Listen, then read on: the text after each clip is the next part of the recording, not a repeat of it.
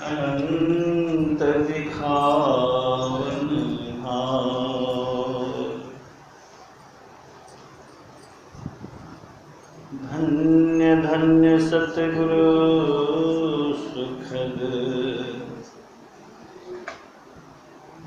महिमा कही न जाए। जो कुछ कहूँ तुम्हारी कृपा मोते कछ न वसाए। श्री सद्गुरु महाराज की जय। पूज्य गुरुजन सत्संग अनुरागी सज्जन वृंद, पूज्य माताओं बहनों,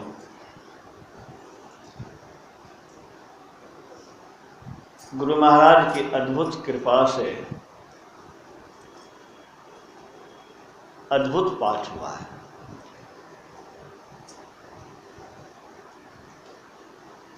और तदनुसार भजन भी गाए गए।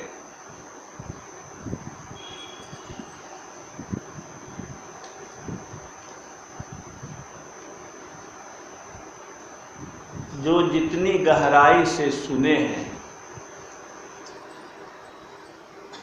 उनको उतना ही लाभ मिला होगा। लाभ मिलने का अर्थ मेरा है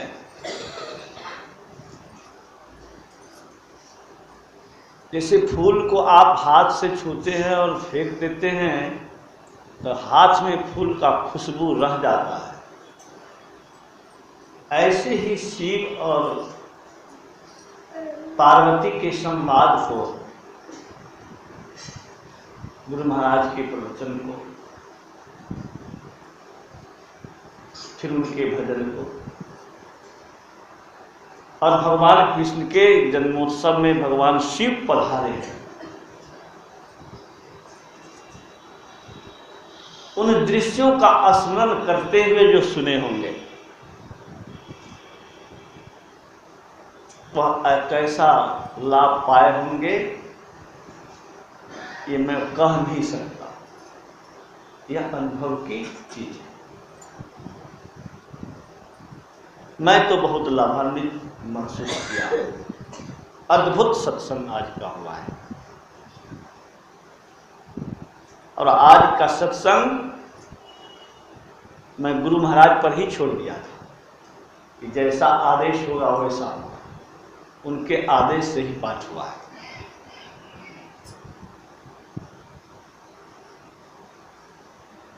उनसे आदेश में लेना चाहता था, उलट दिया, वही पाठ निकल गया।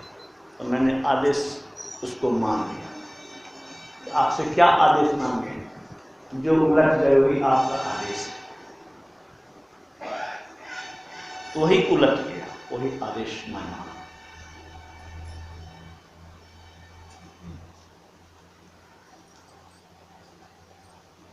मेरे मन में हो रहा था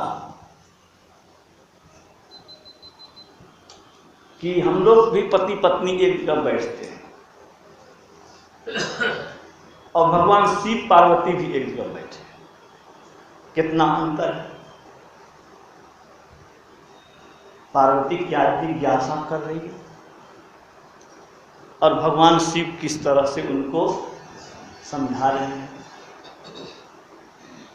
कैसी जुगल जोड़ी भी है। प्रश्न कैसा है, जवाब कितना सुंदर है।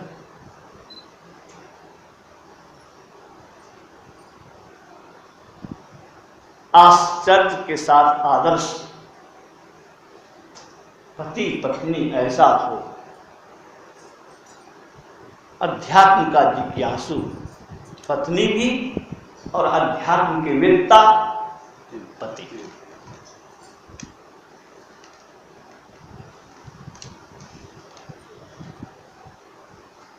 उस परमात्मा की इस अद्भुत लीला को कौन समझ सकता है। अभी आप सुन रहे थे, गुरु महाराज ने कहा उन्होंने ही कहा कि परमात्मा का वर्णन गोस्वामी तुलसीदास जी ने अद्भुत तरीके से किया है। अद्भुत शब्द का प्रयोग आपने सुना, पाठकों को बहुत गौर से। करोड़ों सरस्वती जमा हो जाए, करोड़ों काल जमा हो जाए, करोड़ों विष्णु एक जगह हो जाए, आदि आदि कह करके फिर अंतिम में क्या कहा, करोड़ों दुर्गा जैसी शक्ति एक जगह जमा हो, तब भी वो प्रभु जो सर्वव्यापी हैं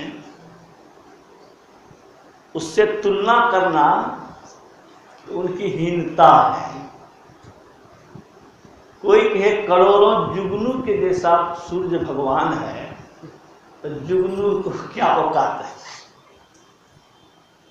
करोड़ क्या असंख्य, कितना बार असंख्य बोल दीजिए तब भी सूर्य से उसकी कोई तुलना नहीं है। बहुत ही अद्भुत तरीका से वास्तव में गोस्वामी तुलसीदास जी ने ईश्वर का वर्णन किया।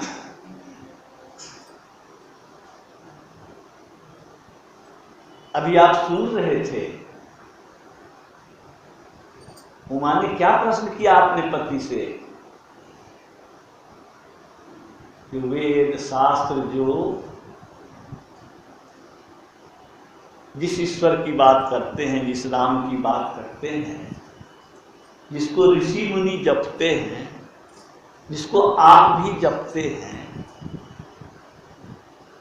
वह अयोध्यापति दशरथ का पुत्र यह राम है कि और कोई दूसरा है?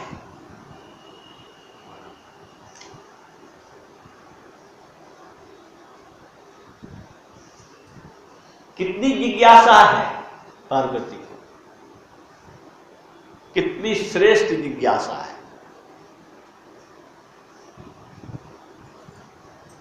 भगवान शिव ने कहा अगुण ही सगुण ही नहीं कछु, उदाहरण दिया जल हिम विपल अलग नहीं जैसे, विलग नहीं जैसे। ओला पाला और जल तत्व रूप में एक, लेकिन गुरु महाराज ने टिप्पणी कर दी। क्या टिप्पणी कर दी? पाला और ओला फसल को क्षति पहुंचाता है, मतलब क्या है? सगुण ब्रह्म के ही पीछे अगर रहेंगे तो आपकी पूरा लाभ आपको नहीं।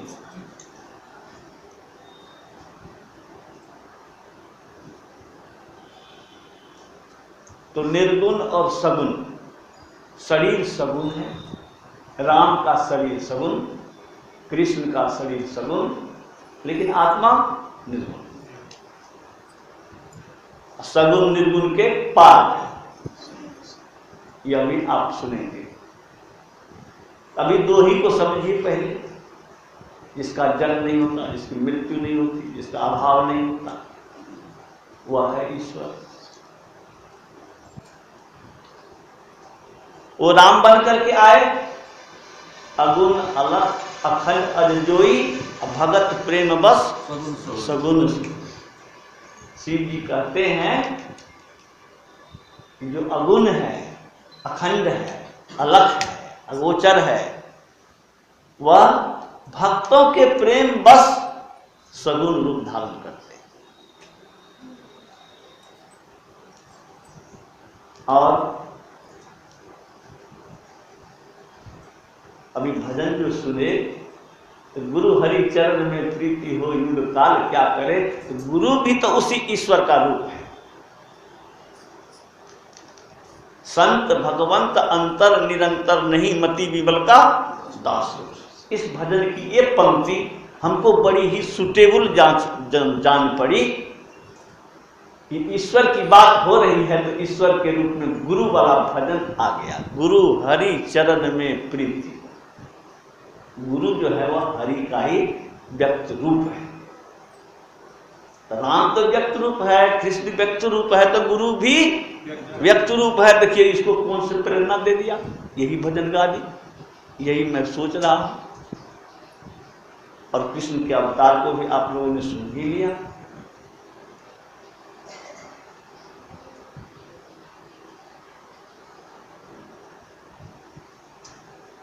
आत्मा को नहीं लोग देखते हैं, लेकिन सबके शरीर को सब कोई देखते हैं। ऐसे ही राम के शरीर को, कृष्ण के शरीर को या गुरु के शरीर को सब देखते हैं, लेकिन तत्व रूप में देखना बड़ा कठिन है। वो जब तक नहीं देखेंगे तब तक कल्याण भी। यही संत मत का गूढ़ ज्ञान है। गुरु महाराज ने कहा अर्जुन को ही नहीं, कृष्ण के समय में जितने लोग हुए होंगे सबको कृष्ण का दर्शन हुआ होगा। राम के समय में राम का दर्शन हुआ होगा, लेकिन सबका कल्याण हुआ। स्वयं अर्जुन का भी कल्याण नहीं हुआ। ऊंची से ऊंची गति हुई तो स्वर्ग हुआ, और उसके पहले नरक भी जाना हुआ। पांचों पांडव में से युधिष्ठिर को ही अल्प काट के लिए, नहीं तो सबको विशेष काट के।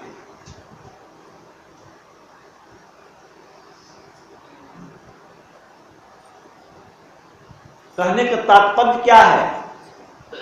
सगुण को पकड़ो, लेकिन सगुण निर्गुण के पार में परमात्मा के पास जाओ तो पूर्ण कल्याण है। सगुण को नहीं पकड़े ये संभव, निर्गुण एकाएक कोई पकड़ ले संभव नहीं है। पहले लोग मोटा अक्षर लिखते हैं, तब महीन अक्षर लिखते हैं।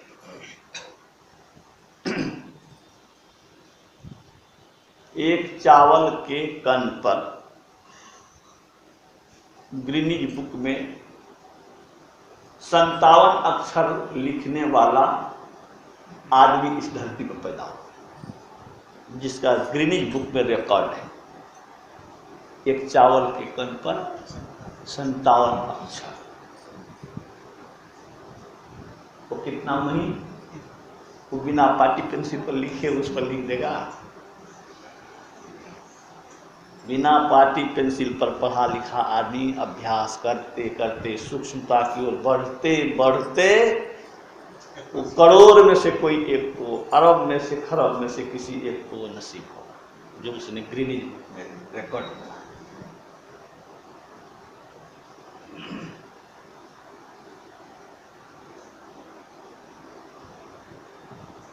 तो सगुण से ऊपर उठना, शरीर से ऊपर उठना, अलग होना, मन बुद्धि अंतःकरण से अलग होना, गुरु महाराज ने कहा इसी का नाम भक्ति है। यह ऊंची भक्ति है। किसी के दिल पर कब्जा कर लेना ऊंची बात है, रस्सी से बांध लेना बहुत ओछी बात है।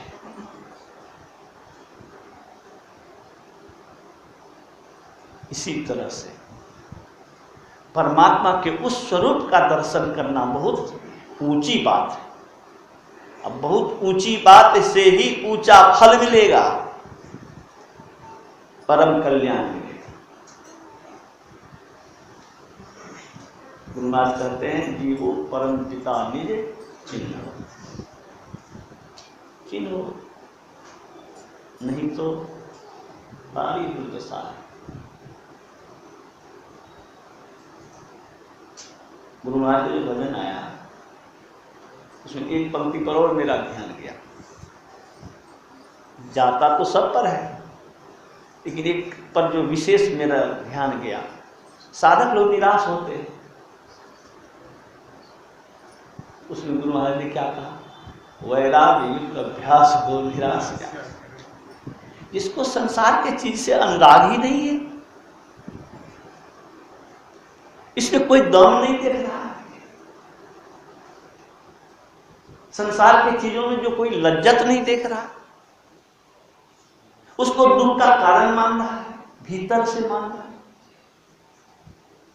उसको अगर अंदर में सफलता नहीं मिलती है तो निराश होकर क्या करेगा, कहाँ जाएगा। हम लोग तो उसको छोड़ करके दुनियादारी कमाने में लग जाते हैं। ये दो बात है, सफलता वैरागी को भी जल्दी नहीं मिलती है, अनुरागी को तो नहीं मिलती है, लेकिन वैरागी निराश नहीं होता इसलिए कि वह दुनिया में आसक्त नहीं होता। ये कितना मार्वेलस सेंटेंस गुरु महाराज का है। एक सूत्र से बड़े हिसाब बड़े आसानी से बन जाते हैं। हम लोग मैथमेटिक्स में बड़ी गहरी रुचि लिए थे, 62, 63, 64 रीम खरीदते थे। एक रीम 2400 का दिस्ता और 20 दिस्ता का रीम, एक रीम खरीदते थे। बहुत मैथमेटिक्स बना। अगर सूत्र नहीं होता तो उस हिसाब को हल करने में बहुत लंबा समय लगता, सूत्र आसान कर देता। तो स्वामी रामदेव का एक बहुमूल्य वाक्य सुन लीजिए, भोग समस्या का समाधान नहीं है। समस्या क्या है, हम सुखी हो गए, शांति चाहते हैं। सबकी एक समस्या है, इसमें कोई ऐसा नहीं है जो कहेगा कि दूसरी समस्या है। सब कोई सुख शांति और कल्याण चाहते हैं। स्वामी रामदेव कहते हैं भोग इसका समाधान नहीं है। तो समाधान क्या है, योग और संयम ही इसका समाधान है। इसका कोई विकल्प नहीं। तो गुरु महाराज कहते हैं जीवो परम पिता ने चिन्हो कहते संतन। क्यों चिन्हो, क्यों चिन्हना जरूरी है? नहीं चिन्होगे तो दुख में पड़े। द्वैत प्रपंच के सागर गुरु, दुख के नगरी में, धोखा के नगरी में जहां भय है भय, कोई भय नहीं हमको। किसको भय नहीं है? मरने का भय, बीमारी का भय, विपत्ति का भय, संकट का भय, बूढ़ा होने का डर। जब किसी का दुख सुनते हैं कि उठ नहीं पाता है, बैठ नहीं पाता है, पखाना नहीं कर पाता है। किसी का बेटा श्रवण कुमार होता है, कोई महिला नहीं, लेकिन माँ की पूरी सेवा किए करने वाला भी लड़का इस मोहल्ला में है, उसका जसगान भी हो रहा है। ये कौन कहता है श्रवण कुमार नहीं है? आज के जमाने में, आज के जमाने में भी श्रवण कुमार है। ऐसी सेवा किया कि अड़ोसी पड़ोसी ने उसको कहा तो श्रवण कुमार है। उसकी शादी नहीं की, लेकिन अपनी माँ की सेवा इस तरह से किया कि लोग उसको कहता है कि श्रवण कुमार है। तो मैं कह रहा था बहुत भय है इस जीव को, संशय है, शंका पड़ा क्या होगा, अनिश्चय है कि नहीं? कोई निश्चित है? भय, संशय, विकार, संकट, विपत्ति से हम लोग घिरे हुए हैं।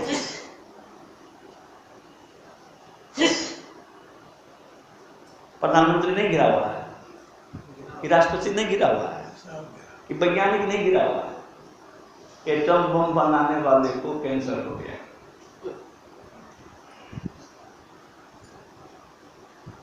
वैज्ञानिक रहे कि राजा रहे कि राष्ट्रपति। भय, संशय, अनिश्चय, दुख, विपत्ति, संकट सबके साथ लगा। यही बड़ी समस्या है इसी समस्या के निराकरण के लिए हम लोग गुरु के दरबार में आते हैं। इस समस्या का हल कौन कर देंगे? उनके सिवा और किसी में दम नहीं है।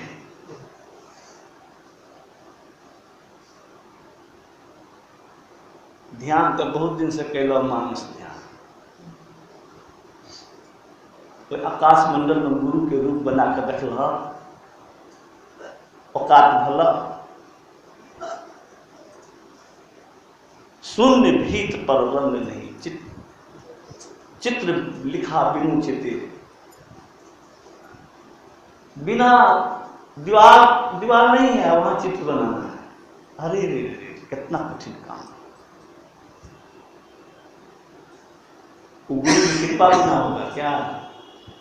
अचानक हो जाएगा, बनाने से नहीं होगा, अचानक प्रकट हो जाएगा। उनकी कृपा जिस दिन होगी, ध्यान में प्रत्यक्ष दर्शन होगा। अपने से बिंदु बना लीजिएगा, दृष्टि को समेट लीजिएगा, सुई के नोक के बराबर जगह पर आपसे होगा। आप अभ्यास के अधिकारी हैं, प्रयास के अधिकारी हैं, पुरुषार्थ के अधिकारी हैं। फल किसके हाथ में है? गुरु की कृपा।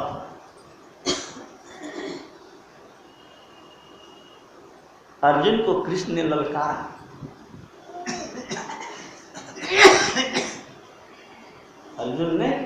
अर्जुन को कृष्ण ने ललकारा। क्या ललकारा? अरे नपुंसक, क्षत्रिय होकर के युद्ध से भाग रहे हो, कहते हो मेरे संबंधी जातस्य ही ध्रुव मृत्यु, ध्रुवं जन्म मृतस्य च, तस्मात् अपरिहार्य अर्थे न त्वं शोचितुम् अर्हसि। जन्मे हुए मरते, मरे निश्चय जन्म लेते कहीं, ऐसी अटल जो बात है उसकी उचित चिंता नहीं। अधर्म के साथ जो लोग खड़ा है उसको मारने में पुण्य है। मारे जाओगे तो स्वर्ग मिलेगा और जियोगे तो राज्य और यश मिलेगा, अब भागोगे तो काट कहलाओगे। तो कृष्ण ने अर्जुन को इस रूप में ललकारा, क्या रणधीर, और हमारे गुरु ने क्या ललकारा? आओ वीरो मर्द बनो। इस शरीर रूपी जेल से अगर अपने को छुड़ा सको तब वीर हो। उन्होंने यह नहीं कहा कि तुम गायब हो, भाग गए तो उस भजन में, लेकिन दूसरे जगह कह दिया। कहा ना, क्या कहा? प्रत्याहार में जो हार जाता है वह कायर है। गुरु महाराज के प्रवचन में आया। प्रत्याहार क्या है? भजन में, नाम जप में, ध्यान में, दृष्टि योग में बार बार मन को लगाना, अभ्यास। मन जाता है लौटाओ, मन जाता है लौटाओ, लौटा लौटा के लगाओ, यही प्रत्याहार है। इसमें जो हार जाता है वह कायर है। गुरु महाराज ने कहा हारना नहीं है।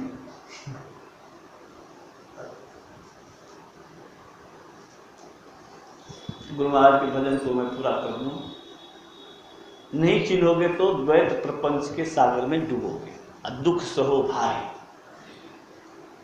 भारी। गुरु महाराज कहते हैं लोग सुख नहीं सह सकते, दुख भले सह लें।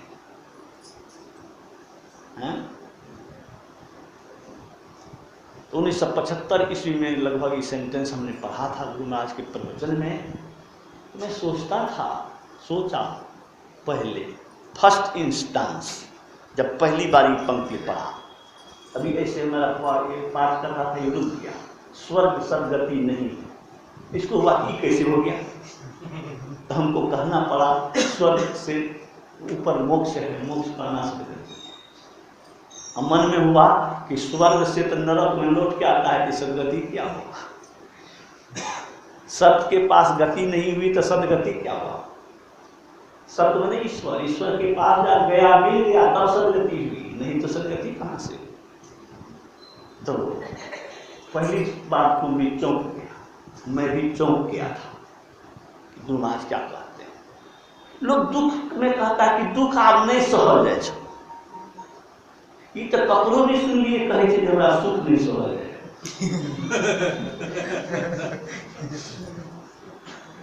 लेकिन गुरु महाराज जैसे लोग सुख नहीं सह सकते की कहल के, तब गुरु महाराज के अगला सेंटेंस पढ़ लिए वही टाइम में। गुरु महाराज का जवाब देते हुए पंक्ति में कि सुख पा करके अहंकारी होना, सांसारिक सुख में लिप्त हो जाना, सुख नहीं सह सकना है। सुख के माथे सीध पड़े नाम हृदय से जाए, बलिहारी व दुख की पल पल नाम रचे। 76 के फरवरी में शांति संदेश में मैंने एक लेख लिखा था, विपत्ति सदगति का कारण और कल्याण का सोपान। उसी पर चिंतन मनन किया था, शास्त्रों का भी, पुस्तकों का भी, और उस पर अपना एक विचार दिया था, जो विपत्ति सदगति का कारण और कल्याण का सोपान है। मैं दावे के साथ कह सकता हूँ कि इस कष्ट के क्षण में जो प्रेम और जो भक्ति जगी किया, सो सुख के क्षण में नहीं ही किया। हमारे कुछ मित्र लोग कहते थे कि आप चिंता क्यों करते हैं, आप बहुत चिंता करते हैं, चिंता मत कीजिए, इस बात को बीमारी को मन से हटा दीजिए। अरे यार, इस संकट के क्षण में तो प्रभु ही आ जाते हैं, और प्रभु को मैं यही कहता हूं कि आप कहते हैं तन मन आत्म रक्षक हैं गुरु, गुरु ही के नाम एक लेव है। शरीर की रक्षा, मन की रक्षा, आत्मा की रक्षा करने वाले गुरु तुम हो, फिर हमको क्या चिंता है। उनका शब्द उन्हीं को सुनाना, एक ठो शब्द सुनाया, ऐसा ऐसा बहुत है। हरदम में तो कभी ना हो तो कोई छेड़ेगा न काल, सब मिल हो जपते रहो बने रहो खुशहाल। आपने लिखा है गुरु पद को प्रताप भक्तन को हरता, अति काल काल का, अति कराल काल का अस्प्रभाव में आ जाए। स्वामी रामदेव कहते हैं, तो अच्छा कहते हैं, क्या कहते हैं, अरे समझो कि उनकी कृपा की दृष्टि हो रही है तुम पर। नहीं हो रही है, नहीं हो रही तो सांस कैसे लेगा। उनके यहाँ से स्विच कट ऑफ हो जाएगा तो पंखा चलेगा। पावर हाउस तो परमात्मा कृपा तो है, उनकी कृपा की वर्षा हम पर हो रही है, ये मन में बैठाओ। और दुख और सुख अपना कर्म का फल है। दुख में घबराने से क्या होगा, चिंता करने से, रोने से क्या होगा। इसीलिए कहा देह धरे का दंड है सब काबू को होए, ज्ञानी भोगे ज्ञान से मूर्ख भोगे रोए। हम ये नहीं कहते हैं कि हम बहुत बड़े ज्ञानी हैं, हम नहीं रोते हैं, लेकिन हम ये कहते हैं कि ज्ञान के बदौलत गुरु के शब्द को, गुरु को सुना करके, गुरु से जुड़ करके मन में कहीं न कहीं सुकून और चैन मिलता है, राहत मिलती है। ये सत्संग करोगे, गुरु की भक्ति करोगे तो भीषण काल में तुम्हें मदद मिलेगी। इसलिए जो लोग नहीं जुड़े हो उनको मैं कहता हूं कि जुड़ने में देरी मत करो, गाड़ी विपत्ति में मददगार होगा। तो गुरु महाराज कहते हैं शरीर के संग तन मन इंद्रिय संग जाना होती ख्वारी। इंद्रियों के संग रह रहे हो, शरीर के संग रह रहे हो, इसकी व्यवस्था कर रहे हो, इसीलिए तुम्हारी दुर्दशा हो रही है। दुर्दशा है कि नहीं? क्या करो, गुरुगम से सुखबन में बैठ अंतर पथा, गुरु से युक्ति लेकर के 10वां द्वार में घुसो, ब्रह्म ज्योति ब्रह्मनाद भान भरी, वो सबसे न्यारा, अंदर की ज्योति और अंदर के शुद्ध का सहारा लेकर के न्यारा। द्वैत पार तन मन बुद्धि पार, ज्ञान होए में ही सो कितु चिन्ह में आवे दुख तरे, सब दुख तरेगा, यही तो उपाय है। नहीं तो करोड़ों उपाय कर लो, करो आप क्या कीजिएगा, करोड़ों असंख्य लोग करते रहता है और घसीट खाते रहता है, कलटता रहता है, व्याकुल व्यग्र छटपटाता रहता है। हम लोगों को ये ज्ञान मिला है, इस ज्ञान के पथ पर चल रहे हैं। जो चल रहे हैं उनको बहुत बहुत बधाई है, जो नहीं चल रहे हैं उनसे मैं प्रार्थना निवेदन जरूर करूंगा कि इसका रस डाल लीजिए, अपना लीजिए, इससे बढ़ करके हित और कहीं नहीं है। इन्हीं शब्दों के साथ विराम। श्री सद्गुरु महाराज।